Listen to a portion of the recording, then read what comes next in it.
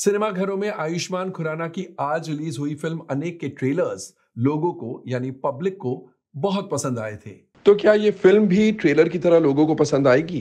Hello friends, नमस्कार and welcome to Komal Nahata official. आप समझ ही गए होंगे कि इस वीडियो में हम रिव्यू करने वाले हैं फिल्म अनेक को जो आज रिलीज हुई है। लेकिन सबसे पहले आपको याद दिलाना जरूरी है कि अगर आपने अभी तक हमारे चैनल यानी आपके चैनल को सब्सक्राइब ना किया हो तो इस वीडियो को देखने के बाद तुरंत बाद जरूर कीजिएगा।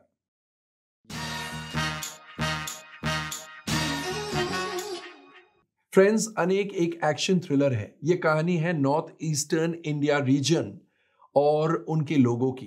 किस तरह इंडिया में ही रहकर वो अपने आप को आउटसाइडर समझते हैं, क्योंकि इंडियन गवर्नमेंट कहो या इंडियन लोग कहो, उन्हें इंडियंस मानते ही नहीं है। तो कहानी कुछ इस प्रकार है। गवर्नमेंट ऑफ इंडिया अमन, जो कि अंडर कवर कॉप है, उन्हें नॉर्थ ईस्टर्न इंडिया रीजन में भेजते हैं क्योंकि गवर्नमेंट ऑफ इंडिया उनके साथ पीस ट्रीटी साइन करना चाहती है।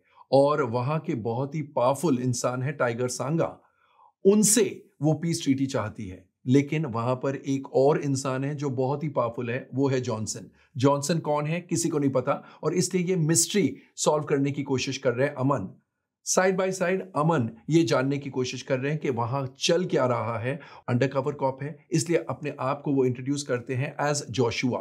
जोशुआ वहां की बॉक्सर है, champion boxer Ido, played by Andrea Kevichusa. उनसे दोस्ती करते हैं और उनसे मोहब्बत भी कर बैठते हैं। और आइडो के पिताजी हैं जो स्कूल चलाते हैं, और स्कूल चलाने की आड़ में वो वहां के बच्चों को तैयार करते हैं कि कैसे उस रीजन की हिफाजत करें, क्योंकि ऐसा दिखाया गया है कि वहां पर आर्म्ड फोर्सेस आती है और इनोसेंट सिविलियंस के घर भी जला देती है, उन्हें भी मार देती है, और वहां के जो मिलिटेंट्स हैं, उस रीजन के जो मिलिटेंट्स हैं, उनको भी मारती है, खून करती है, मर्डर करती है। तो बहुत ज्यादा टेंशन है उस रीजन में। तो गवर्नमेंट की कोशिश है कि पीस ट्रीटी साइन की जाए, और अंत में क्या होता है, किस तरह अमन उर्फ जोशुआ अपने मिशन में कामयाब होते हैं या नहीं होते, गवर्नमेंट कामयाब होती है या नहीं होती, ये सब दिखाया गया है। एंड 2 ट्रैक्स पर चल रही है। एक तो आइडो जो बॉक्सिंग चैंपियन है, वो प्रूव करना चाहती है कि वो इंडिया को रिप्रेजेंट कर सकती है, लेकिन द पावर्स दैट बी यानी उनके कोच वगैरह वगैरह, वो उन्हें आगे नहीं आने देते हैं। Exactly because they don't think that North East Indians are Indians, लेकिन वो प्रूव करना चाहती है। और दूसरी तरफ उनके पिताजी भी मिलिटेंट्स को तैयार कर रहे हैं, एटसेट्रा एटसेट्रा। तो ये सारांश में कहानी है। आइए सबसे पहले डाइसेक्ट करते हैं, एनालाइज करते हैं इस फिल्म के कथा, पटकथा और संवादों को। इस फिल्म की कहानी लिखी है अनुभव सिन्हा ने, जो कि इस फिल्म के डायरेक्टर भी है। तो कहानी बहुत ज्यादा कंफ्यूजिंग है और ऑडियंस को समझ ही नहीं आती है बहुत सारी बातें।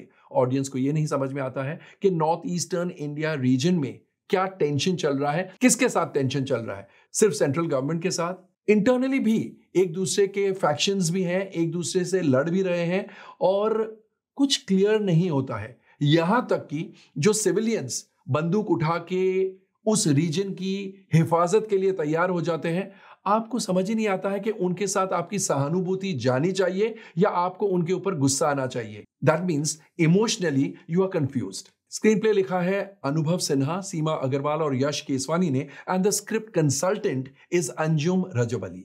और स्क्रीन प्ले भी उतना ही कंफ्यूजिंग है।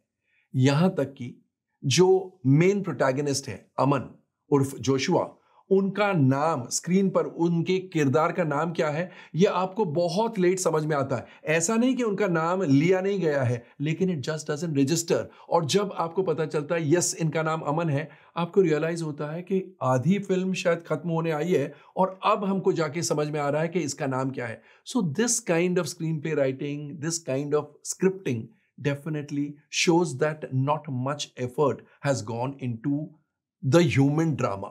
Actually, political drama, human drama दोनों है, एंड किसी भी फिल्म के चलने के लिए ह्यूमन ड्रामा सबसे पहले अपील करना चाहिए। इस फिल्म में ह्यूमन ड्रामा अपील ही नहीं करता है, क्योंकि the audience doesn't invest itself, doesn't get involved in the drama. और इसलिए जब वहां के सिविलियंस, वहां के इनोसेंट लोग मरते हैं या उनके घर जलाए जाते हैं, आपको बुरा भी नहीं लगता है। एक किरदार है जो एमा का बेटा है, वो भी जब मरता है आपको लगता है ठीक है, मरा तो ठीक है। यानी आप ना रो पाते हैं, ना आपका दिल भराता है, और आपको किसी किरदार से मोहब्बत नहीं होती है, किसी किरदार के लिए घृणा नहीं होती है। आप सोचते हैं क्या चल रहा है, क्यों चल रहा है। Therefore, the story and screenplay are quite half-hearted, quite incomplete, quite incomprehensible. Dialogues अनुभव सिन्हा के हैं, जो कि कुछ जगहों पर अच्छे हैं, लेकिन साथ में हम ये कहेंगे कि बहुत सारे डायलॉग्स वहां की नॉर्थ ईस्टर्न इंडिया लैंग्वेज में बोले गए हैं। कहने का मतलब है कि आपको और हमें समझ ही नहीं आएंगे। ऑफ कोर्स सबटाइटल्स दिए गए हैं, लेकिन सबटाइटल्स या सबटाइटलिंग का जॉब भी इतना स्लिप शॉट है कि आप सारे सबटाइटल्स पढ़ ही नहीं सकते हैं। पढ़ने लगे उससे पहले तो गायब हो जाते हैं, एंड बैकग्राउंड जो है वो उन पर जो लेटर्स आते हैं, कई बार तो आपको समझ ही नहीं आता है कि लेटर्स क्या है, क्योंकि background is not really matching the letters, और इसलिए डायलॉग्स बहुत सारे आपको समझ ही नहीं आते हैं। ऑफ कोर्स ऑथेंटिक है, क्योंकि वहां के किरदार उसी लिंगो में बात करेंगे, उसी लैंग्वेज में बात करेंगे, लेकिन ऑथेंटिसिटी के लिए लोग ना समझें, ये बेवकूफी है। तो ये तो ही बात स्क्रिप्ट की। अब एक नजर डालते हैं एक्टर्स के परफॉर्मेंसेस पर। आयुष्मान खुराना बहुत ही सिंसियर एक्टर है, बहुत ही इंटेग्रिटी वाले एक्टर है, और इस रोल में भी, अमन उर्फ जोशुआ के रोल में भी उन्होंने कड़ी मेहनत की है और बहुत अच्छा काम किया है। वो अंडरकवर कॉप लगते हैं, और एक भी सीन में आपको ऐसा नहीं लगता है कि वो ओवरबोर्ड जा रहे हैं या अंडर परफॉर्म कर रहे हैं। जो रिक्वायरमेंट है वैसा काम उन्होंने किया है, और एक्चुअली उनका काम देखकर ऐसे लगता है कि स्क्रिप्ट अगर फार फार बेटर होती, स्क्रिप्ट अगर ढंग की होती, तो ये एक्टर क्या क्या नहीं कर बैठते। Andrea Kevichusa is not very impressive in the role of Ido. Manoj Pahwa form में है, और अबरार की भूमिका उन्होंने बड़ी समझदारी से और बड़े अच्छे तरीके से निभाई है। कुमुद मिश्रा का छोटा सा रोल है, लेकिन मंझे हुए कलाकार है, और इसलिए उस छोटे से रोल में भी वो अपनी एक छाप छोड़ जाते हैं। JD Chakravarthy so nothing really outstanding. Jatin Goswami का काम भी ठीक ठाक है। Loitong Bam Dorendra Singh in the role of Tiger Sangha is so ordinary. Rajendra Sethi as the coach definitely makes his presence felt. बाकी और भी बहुत सारे एक्टर्स हैं जिन्होंने ठीक ठाक काम किया है। फॉर इंस्टेंस आइडोज फादर एंड एमा, इन सब का काम ठीक ठाक है, नथिंग टू शाउट अबाउट, कुछ एक्स्ट्राऑर्डिनरी बात नहीं, कुछ ऐसे सीन भी नहीं उनके पास जो यादगार हो या जो आपके दिल को छू ले। दिल को तो खैर कहानी भी नहीं छूती है। तो ये तो है बात एक्टर्स के परफॉर्मेंसेस की। आइए अब एक नजर डालते हैं डायरेक्शन और अन्य टेक्निकल एस्पेक्ट्स पर। अनुभव सिन्हा के निर्देशन में यह फिल्म बनी है, और जिस प्रकार की स्क्रिप्ट है उनका निर्देशन भी उसी प्रकार से वीक कहलाया जाएगा, क्योंकि आप जिनके लिए फिल्म बना रहे हैं, अगर 80-90% ऑडियंस फिल्म समझ ही नहीं पाए क्या चल रहा है, क्यों चल रहा है, ये बात समझ में नहीं आए, तो obviously you have lost the plot. हाँ, एक thin section of ultra class audience जिसे हम कहते हैं, उन्हें शायद ये ड्रामा या ये नरेटिव स्टाइल पसंद आएगा, क्योंकि दे में be very very politically inclined, और उन्हें लगेगा कि एटलीस्ट इस प्रकार की कहानी को पहली बार स्क्रीन पर लाने की कोशिश की गई है, उस हिसाब से उन्हें पसंद आ सकती है। लेकिन large mass base of audience, even classes में, बहुत बड़ी संख्या में क्लासेस को भी ये फिल्म समझ में नहीं आएगी, कम समझ में आएगी। फिल्म में संगीत अनुराग साइकिया का है, and it has the north eastern India region flavour, और इसलिए पॉपुलर टाइप के गाने तो है नहीं। The lyrics are also not easy on the lips. Film में बैकग्राउंड म्यूजिक मंगेश धाकड़े का है, जो कि एवरेज है। यूवन मुलिगन की सिनेमेटोग्राफी बढ़िया है।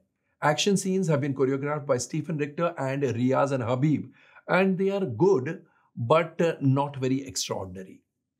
प्रोडक्शन डिजाइनिंग निखिल कोवड़े का है, जो कि बढ़िया है, और याशा जयदेव रामचंदानी की एडिटिंग वैसे तो अच्छी है, लेकिन इससे बेहतर, इससे टाइटर, इससे क्रिस्पर, इससे शार्पर होनी चाहिए थी, क्योंकि फिल्म बीच बीच में बोर करती है। ऑफ कोर्स बोरियत ज्यादा इसलिए होती है क्योंकि ऑडियंस को समझ में नहीं आता कि क्या चल रहा है, क्यों चल रहा है, लेकिन somewhere the editing also leaves something to be desired. तो ओवरऑल अनेक एक फ्लॉप फिल्म साबित होगी। ये बहुत ही लिमिटेड ऑडियंस को समझ में आएगी और पसंद आएगी, बाकी बहुत से लोगों को समझ ही नहीं आएगी, पल्ले ही नहीं पड़ेगी, और इसलिए ये फिल्म बॉक्स ऑफिस पर बुरी तरह पिट जाएगी। तो दोस्तों कैसा लगा हमारा रिव्यू ऑफ अनेक? कमेंट सेक्शन में जाकर अपने कमेंट जरूर पोस्ट कीजिएगा, और अगर आपने भी ये फिल्म देखी है तो हमें ये भी बताइएगा, ऑफ कोर्स आपके कमेंट्स द्वारा, कि आपको फिल्म कैसी लगी। थैंक यू, शुक्रिया, take very good care of yourselves.